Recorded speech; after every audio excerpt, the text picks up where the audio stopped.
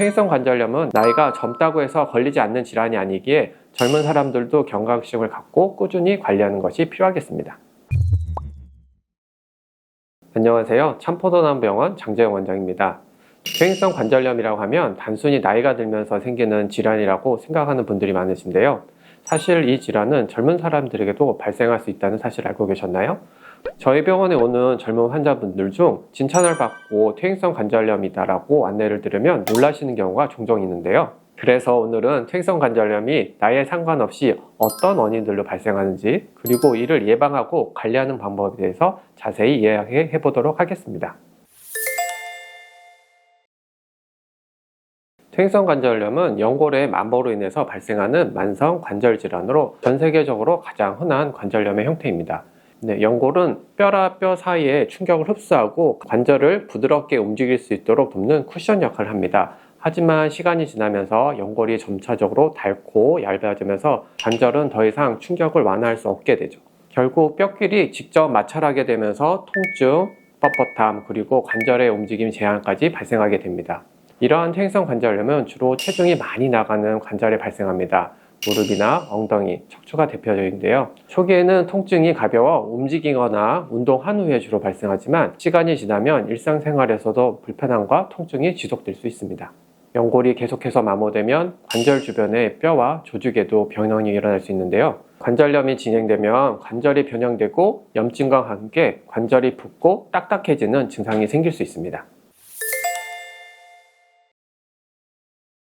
이러한 퇴행성 관절염은 나이가 들어 발생되는 질환이 아닙니다. 최근에는 젊은 층에서도 발병률이 점차 증가하고 있는데요. 한 연구에 따르면 30에서 44세 인구 중 약 3천만 명이 퇴행성 관절염을 앓고 있으며 이는 점점 증가하는 추세라고 합니다. 특히 무릎 관절염의 비율이 이 연령대에 가장 높은데 주로 스포츠 활동이나 부상으로 인해서 발생되는 것으로 나타났습니다.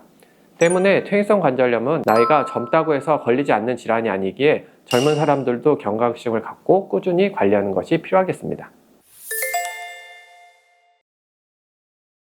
젊은 층에서 퇴행성 관절염의 발생 원인은 스포츠 활동, 부상 외에도 유전적인 요인과 잘못된 생활 습관들이 있는데요.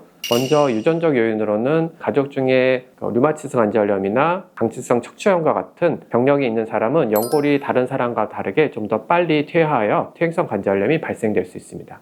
이 경우 다른 분과 달리 연골이 조금 더 빨리 닳거나 영양소를 제대로 흡수하는 능력이 떨어져서 대생력이 많이 낮아지는 경우가 많습니다. 이런 경우에는 다른 분보다 조금 쉽게 마모되고 손상 부위의 복구가 느려지는 경우가 많습니다. 그 결과 젊은 나이인데도 불구하고 관절염이 좀 더 빨리 진행될 수 있는 것입니다. 그 다음으로 잘못된 생활 습관으로 인한 비만이 퇴행성 관절염을 유발할 수 있는데요.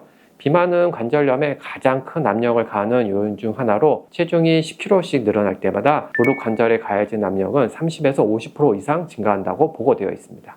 이로 인해 연골이 더 빠르게 마모되고 퇴행성 관절염이 발생하게 되는 것이죠. 퇴행성 관절염이 발생된다면 약물이나 물리치료로만으로 회복이 어려울 수 있는데요. 말씀드린 퇴행성 관절염 중 높은 비율을 차지하고 있는 무릎 관절염의 치료를 대표적으로 말씀드리겠습니다. 주사치료에는 콘주란 주사치료가 있는데요. 콘주란 주사는 닳아서 사라진 연골의 마찰을 줄여주는 치료입니다. 연합과 어류에서 추출한 DNA 성분인 폴리뉴클레오타이드를 무릎 관절각 내에 주사하는 건데요. 폴리뉴클레오타이드는 점도와 밀도가 매우 높은 고물질 분자로 무릎 관절의 마찰을 줄여주는 윤활제 역할을 하며 관절이 원활하게 움직일 수 있도록 도와줍니다. 콘주란 주사는 주 1회 간격으로 3회에서 5회 꾸준하게 진행하여 치료 성공률을 높이는 것이 중요합니다.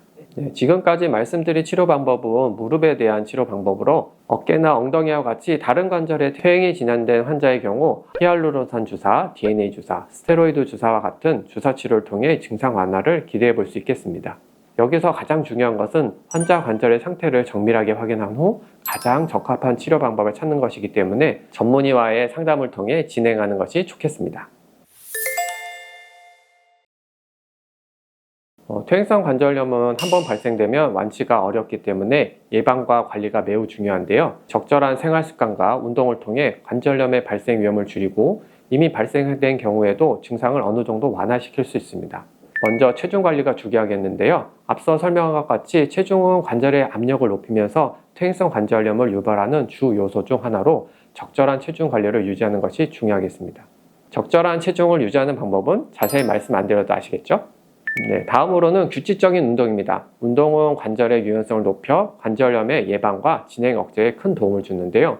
운동 중에서도 관절에 무리를 주지 않는 걷기, 수영, 자전거 타기와 같은 저충격의 운동을 권장드립니다.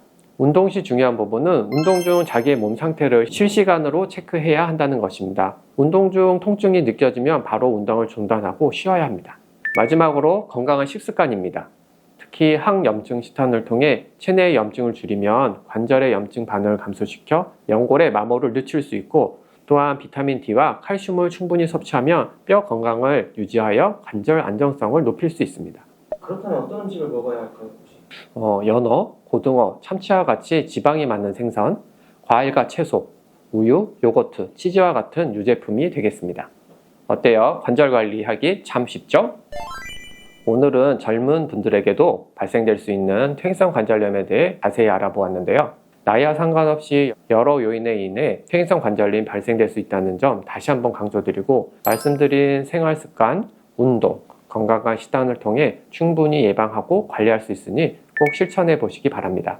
관절에 대해 궁금한 내용이 있는 분들은 댓글을 남겨주시면 성심껏 답변 드리겠습니다. 지금까지 참포도나무병원 장재현 원장이었습니다. 감사합니다.